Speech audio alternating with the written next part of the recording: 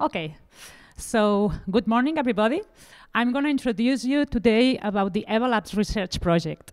This project is a multidisciplinary project in which people from different backgrounds and expertise we are involved. So here we have epidemiologists, methodologists, clinicians, biochemists, nutritionists, people from different backgrounds and from different organizations. But we from UOC, from Universitat Oberta de Catalunya, are the ones who are leading this project.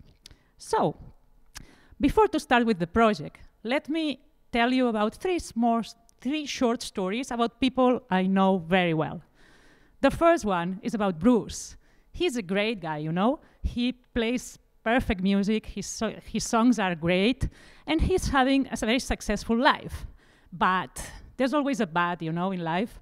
He's got some sleeping disorders. This thing that often happen to people, you know, you get up in the middle of the night, you cannot go back to sleep, and then you feel really tired the day after, and he has to play concerts. So that's a problem. Second character is Ellie. She's my niece. She's a great girl. She's in her 20s. She's starting her personal and professional life, and she's enjoying life. But, again, she's worried because she feels she's not doing well in physical activity performance. She wants to improve it.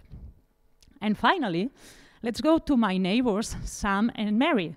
They are a very nice couple on their 70s, and they've got a very intensive life. They've traveled a lot, they've got children and grandchildren, but now, you know, they are getting old and starting to have some health problems.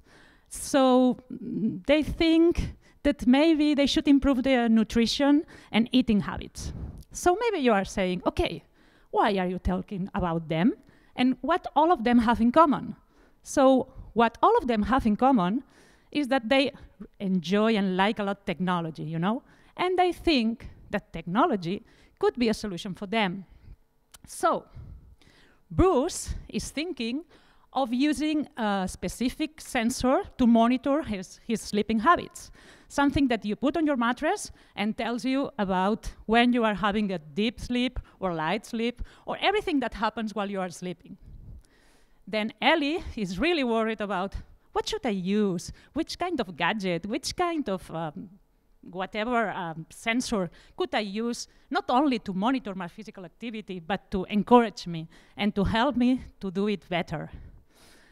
And our nice and lovely couple, Sam and Mary, they are thinking that, okay, maybe I should use a specific app, one of these apps that all of us we have in our smartphones that can help us to decide when should I eat, what should I eat, what is missing in my nutrition normally.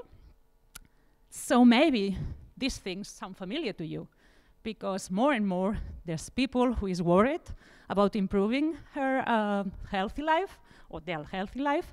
And also in the media, more and more we find news about these keywords such as big data, sensors, whatever thing in relation technology and health.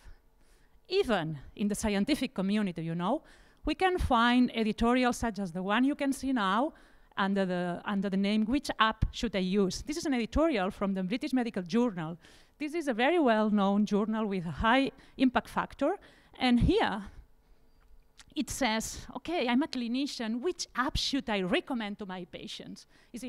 Should I do it, first of all? And which are the best ones? Why am I recommending this one and not another one? Or even me as a person, not a clinician, as a normal person, what can I use? What's best for me?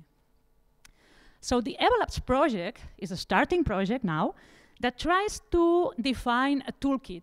A toolkit, what for?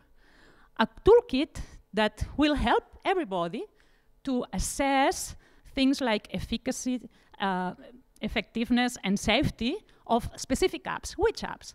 Those which its main goal is to manage overweight and obesity. So, how are we going to do this?